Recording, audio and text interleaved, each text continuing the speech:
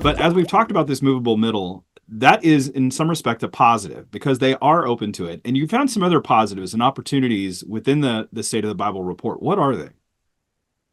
Well, I think one of the kind of shining lights that we see is when we look at the church and we see the African American church, we notice that they have higher levels of Bible curiosity and higher levels of scripture engagement than the rest of the church. Now, is it a lot more? Well, among Black Americans who engage with Scripture, 28% of Black Americans are Scripture engaged, whereas only 16% of white Americans are Scripture engaged. 38% of Black Americans are in the movable middle. Only 21% of white Americans are in the movable middle. There is something in the Black church, not to say there's no homogeneous Black church, there's no homogeneous white church. There are churches, right? But what we notice is that when we look at the church by race and ethnicity, we notice that Black Americans are more deeply connecting with Scripture, and they're doing this really important thing. They're recognizing that the Bible wasn't written to them, it was written for them.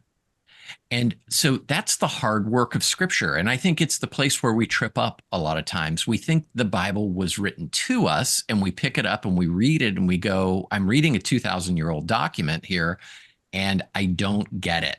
And so maybe it's just irrelevant. Maybe it's just mumbo jumbo.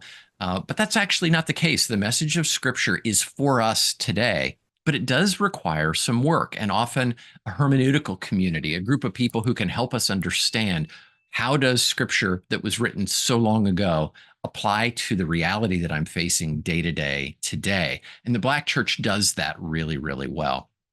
In addition, evangelical Protestants, largely evangelical Protestants are Scripture engaged. 46% of evangelical Protestants score Scripture engaged compared to only 25% of mainline Protestants, 26% of historically Black Protestants, and 11% of Catholics.